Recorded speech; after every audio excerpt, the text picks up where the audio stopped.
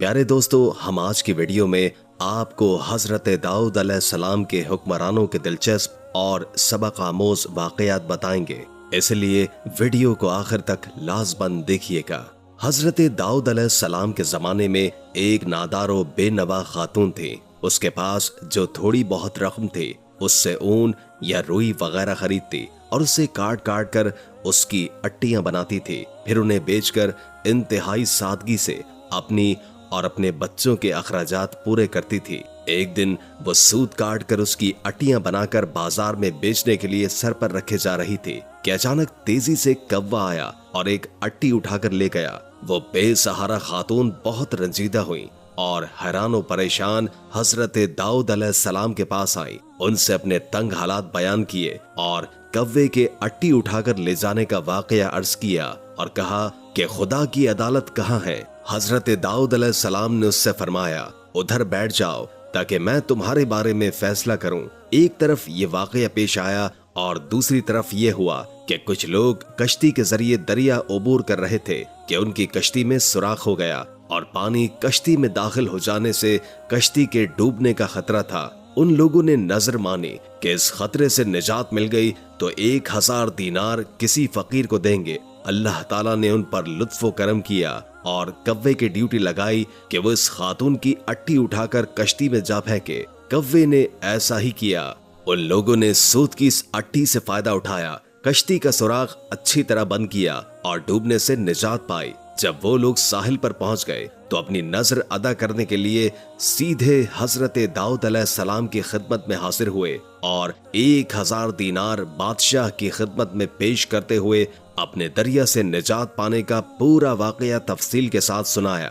حضرت داؤد علیہ السلام نے اس خاتون کے سامنے خدا کی حکمت و عدالت بیان کی اور وہ 1000 دینار اسے دے دیے۔ وہ خاتون بے حد خوش ہوئی اور سمجھ گئی کہ خدا سے زیادہ کوئی بھی عادل تر اور احسان کرنے والا نہیں ہے۔ حضرت داؤد علیہ السلام کے زمانے میں ایک شہوت پرست شخص لگاتار ایک خاتون کے پاس جاتا اور اسے غلط کام کرنے پر مجبور کرتا تھا۔ اللہ تعالیٰ نے اس خاتون کے دل میں ایک بات ڈالی کہ اس شہوت پرست شخص سے کہے کہ جب بھی تو میرے پاس آتا ہے اس وقت ایک اجنبی شخص تیری بیوی کے پاس جاتا ہے۔ اس خاتون نے یہ بات اس شخص سے کہی تو وہ فوراً دوڑا دوڑا اپنے گھر گیا اور کیا دیکھتا ہے کہ ایک اجنبی اس کی بیوی کے ساتھ ہم بستر ہے۔ یہ ماجرا دیکھ کر وہ بہت پریشان ہوا، اس شخص کو پکڑا اور حضرت داؤد علیہ السلام کے پاس لے جا کر کہا، آج پیغمبر خدا میرے اوپر ایک ایسی مصیبت آئی ہے جو آج تک کسی پر نہیں آئی ہوگی۔ حضرت داؤد علیہ السلام نے پوچھا کہ وہ کون سی مصیبت ہے؟ شہوت پرست مرد نے کہا کہ یہ شخص میری عدم موجودگی میں میرے گھر آیا ہے اور میری بیوی سے زنا کیا ہے۔ اللہ تعالیٰ نے حضرت داؤد علیہ السلام پر وحی نازل کی کہ اس مرد سے کہو، جیسا کرو گے ویسا بھرو گے۔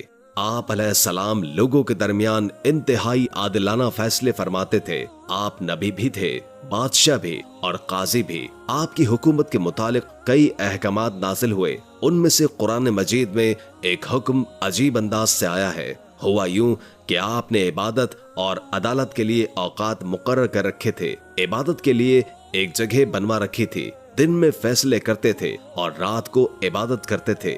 جب عبادت کرتے تو کسی کو ان کے پاس آنے کی اجازت نہیں تھی۔ ایک روز ایسا ہوا تھا کہ 2 آدمی بغیر اجازت اندر آ گئے۔ دروازہ بند تھا لیکن وہ دیوار پھاند کر اندر آ گئے۔ آپ ڈر گئے کہ کہیں حملہ آور نہ ہو۔ اللہ تعالیٰ سورہ صاد آیت 21 اور 22 میں فرماتے ہیں، اور کیا تجھے جھگڑا کرنے والوں کی بھی خبر ملی کہ جب وہ دیوار پھاند کر محراب میں آ گئے، جب یہ داؤد کے پاس پہنچے تو وہ ان سے ڈر گئے۔ وہ کہنے لگے، خوف نہ کیجیے، ہم مقدمے کے 2 فریق ہیں، ہم میں سے ایک نے دوسرے پر زیادتی کی ہے، لہٰذا آپ ہمارے درمیان حق کے ساتھ فیصلہ کر دیجئے اور ناانصافی نہ کیجیے اور ہمیں سیدھی راہ بتا دیجیے۔ داؤد علیہ السلام نے فرمایا، بتاؤ تمہارا مسئلہ کیا ہے؟ یہ میرا بھائی ہے، اس کے پاس 99 دمبیاں ہیں اور میرے پاس ایک ہی دمبی ہے، لیکن یہ مجھ سے کہہ رہا ہے کہ اپنی یہ ایک بھی مجھے دے دے اور مجھ پر بعد میں بڑی سختی برتتا ہے۔ اس آیت کی تفسیر میں ہے کہ ایک دمبی والے بھائی نے کہا،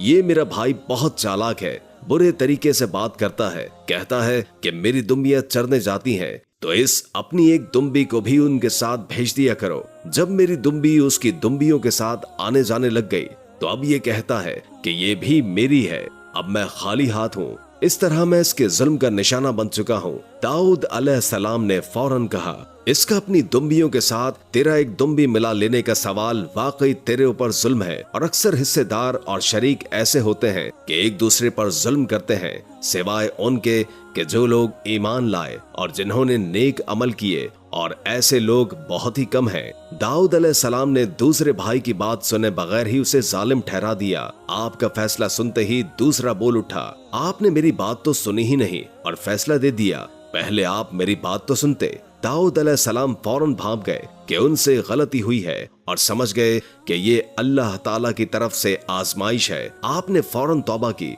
अल्लाह की तरफ रुजू किया और इस्तगफार करने लगे। और दाऊद अलैहिस्सलाम समझ गए कि हमने उन्हें आजमाया है। फिर तो अपने रब से इस्तगफार करने लगे और आजिज़ी करते हुए सजदे में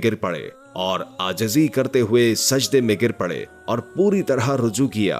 बस हमने भी उनका वो कसूर मुआफ कर दिया। यकीनन वो हमारे नजदीक बड़े मर्तबे वाले और बहुत अच्छे ठिकाने वाले हैं। इसके बाद अल्लाह ताला सूरह स्वाद आयत 26 में फरमाते हैं, ऐ दाऊद, हमने तुम्हें जमीन में खलीफा बनाया है, तुम लोगों के दरमियान हक के साथ फैसला किया करो और अपनी नफसानी ख्वाहिश की पैरवी न करो, वरना वो तुम्हें अल्लाह की राह से भटका देगी। यकीनन जो लोग अल्लाह की राह से भटक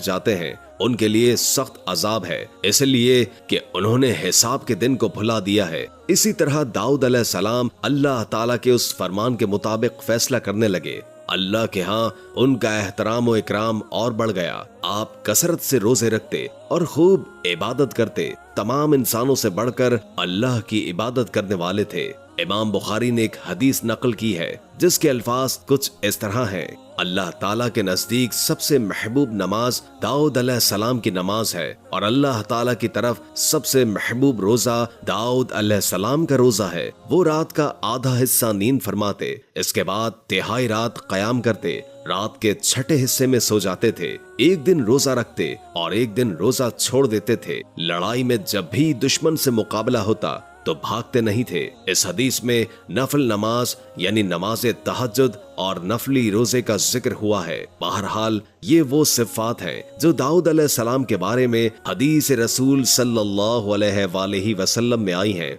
अल्लाह ताला ने सूरह सबा आयत 13 में उनकी तारीफ करते हुए उनकी आल को अल्लाह का शुक्र अदा करने का हुक्म दिया। ऐ आले दाऊद, इस इनाम के शुक्रिया में नेक अमल करो। दाऊद अलैहिस्सलाम की एक सिफ्त ये थी कि आप बहुत शुक्रगुजार थे और ऐसे कम ही होते हैं। जैसे कि सूरह सबा आयत 13 में अल्लाह ताला फरमाते हैं, दाऊद अलैहिस्सलाम में जैसे दीगर बहुत सी खूबियां थी, वहाँ एक बहुत ही अजीम खूबी ये भी थी कि वो एक बादशाह होने के बावजूद एक दरहम भी सल्तनत के बैतुल माल से नहीं लेते थे। अपना और अपने अहलो अय्याल का बोझ खुद उठाते थे और अपनी मेहनत और हाथ की कमाई से हलाल रोजी हासिल करके अपने अहलो अय्याल को खिलाते थे। दाऊद अलैहिस्सलाम की इस अजीम सिफ़त को नबी करीम सल्लल्लाहु अलैहि वसल्लम ने कुछ यूं बयान किया है। सही बुखारी में है, किसी इंसान ने इस शख्स से बेहतर रोजी नहीं कमाई जो खुद अपने हाथ से कमा कर खाता है। अल्लाह के नबी दाऊद अलैहिस्सलाम भी अपने हाथ से काम करके रोजी खाया करते थे। बाज़ मुफस्सिरीन बयान करते हैं कि दाऊद अलैहिस्सलाम दुआ मांगा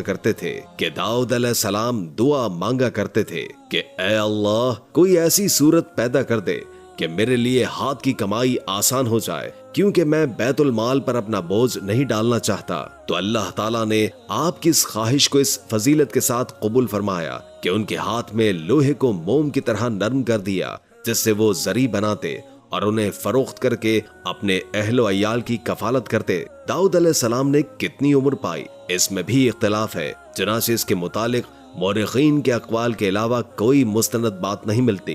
अब्दुल्लाह बिन अब्बास रज़ी अल्लाह ताला अन्हु फरमाते हैं कि दाऊद अलैहिस्सलाम की वफात हफ्ते के दिन अचानक हुई। वो हफ्ते के दिन मुकर्ररा इबादत में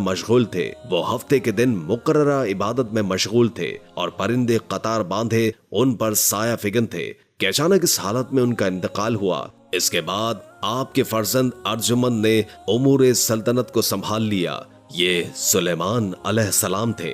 नाज़रीन, इसी उम्मीद के साथ इजाजत दीजिए। उम्मीद है कि आज की वीडियो आपको अच्छी लगी होगी। अगर वीडियो अच्छी लगी हो तो लाइक करके हमारे चैनल को सब्सक्राइब कर दें और कमेंट बॉक्स में कमेंट करके अपनी आरा से भी आगाह कीजिए और बेल आइकॉन को क्लिक कर दीजिए ताकि हमारी नई आने वाली वीडियोस का आपको पता चलता रहे। अगर जिंदगी रही तो एक और वीडियो के साथ इंशाअल्लाह हाजिर होंगे। अभी अपने मेजबान मोहम्मद नईम को इजाजत दीजिए। अल्लाह हाफिज।